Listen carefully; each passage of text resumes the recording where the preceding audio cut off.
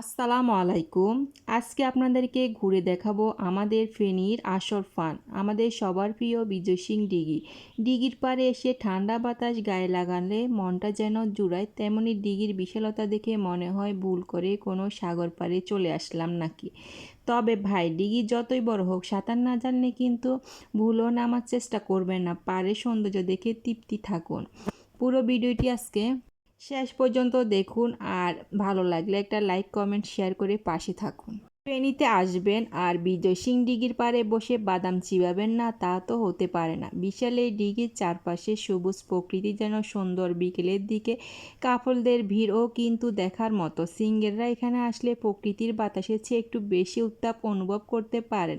রসিকতা বাদ দিলে শত বছরের পুরনো এই দিঘির ইতিহাস আর সৌন্দর্য সত্যি মুগ্ধ করার মতো। এই মিনি ডগের পুরো দিঘিটা আপনাদের জন্য তুলে ধরলাম। আপনার কোনো বন্ধুকে নিয়ে এখানে ঘুরতে যেতে চান, তাকে কমেন্টে মেনশন করুন। বা রাজা বিজয় সিং দিঘি বড় বানিয়েছিলেন নাকি বিশাল বানিয়েছিলেন, সে রহস্য উদ্বোধন করতে আজকে ভিডিওটি আপনাদের সামনে তুলে ধরলাম। দুপুরের কড়া রোদ ফেরিয়ে বিকেল হতে এই দিঘির পাড় যেন এক মিনি মেলা পরিণত হয়। বন্ধুদের সাথে জমি আড্ডা, সেলফি তোলার জন্য চেয়ে পারফেক্ট জায়গা আর ফেনীতে দ্বিতীয়টি নেই। আজকের এই ডগের দিঘির চারপাশে চমৎকার সব দৃশ্য শেয়ার করলাম। ভিডিওটি কেমন লেগেছে কমেন্টে আপনার ভালোবাসার কথা জানান। এই ব্লগে থাকছে চমৎকার দৃশ্য আর মনের মতন কিছু কথা। ভিডিওটি ভালো লাগলে লাইক শেয়ার করে ফলো করে তে ভুলবেন না কিন্তু। সিঙ্গেলরা সাবধান, বিজয় সিং দিঘির পাড়ে যাওয়ার আগে অবশ্যই পকেটে টিস্যু আর চোখের ড্রপ রাখবেন। দিঘির পানি যতখানি না গভীর, তার চেয়ে গভীর এখানে আসা কাপলদের প্রেম। বিকেলের দিকে দিঘির পাড়ে হাঁটতে গেলে ডানে বামে যে পরিমাণ মায়াবী দৃশ্য দেখা যায়, সিঙ্গেলদের বুক ফেটে দীর্ঘশ্বাস আর চোখ নিয়ে পানি বের হওয়া ছাড়া আর কোনো উপায় থাকে না। বাতাস খেতে এসে সিঙ্গেলরা উঠটা গরমে পুড়ে যায়। আপনার যে বন্ধু একা একা দিঘির পাড়ে গিয়ে মন খারাপ করে বসে থাকে, তার নাম কমেন্টে এক্ষুনি মেনশন করুন। ফেনী গরম আর দিঘির বাতাস নিয়ে লোক রসিকতা।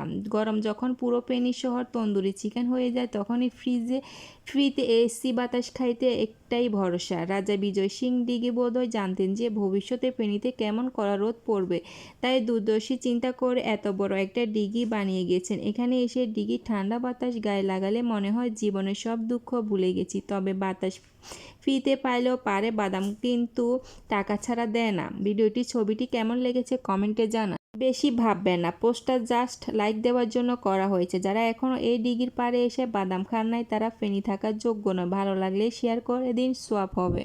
দিঘির পাড়ে এসেছি, চারপাশে সবুজ ফুল গাছ দেখে মনটা একটু পবিত্র করতে, কিন্তু ফুচকার দোকানের সামনে গিয়ে যাওয়ার সময় যে সুবাসটা নাকে আসে, মনে পবিত্র হওয়ার আগে জিভে জল আসে। রূপ প্রকৃতির এক পাশে থাক ফুচকার ওই টক পানির কাছে দুনিয়ার সব সৌন্দর্য প্যাকাশে। কার কার আমার মতো প্রকৃতির চেয়ে ফুচকার দিকে নজর বেশি থাকে কমেন্টে জানা। চারদিকে সবুজ গাছের আড়ালে কাপড়রা যখন হাত ধরে ঘুরে বেড়ায়, তখন সিঙ্গেলদের বুক ফেটে ধরে চোখের পানি আর ফুচকার টক পানি একসাথে গিলে খায়। ফুচকার প্রতিটি কামড়ে যেন মচমচে সুখ। তা কি আর ওই সস্তা প্রেমে আছে? যারা দিঘির পাড়ে এসে ঠান্ডা বাতাসের চেয়ে ফুচকার ঝাল বেশি উপভোগ করেন, তারা একটা লাভ রিক্রেশন দিতে ভুলবেন না। একদিকে মাথা ঠান্ডা করার মতন সুন্দর সবুজ পরিবেশ আর গাছ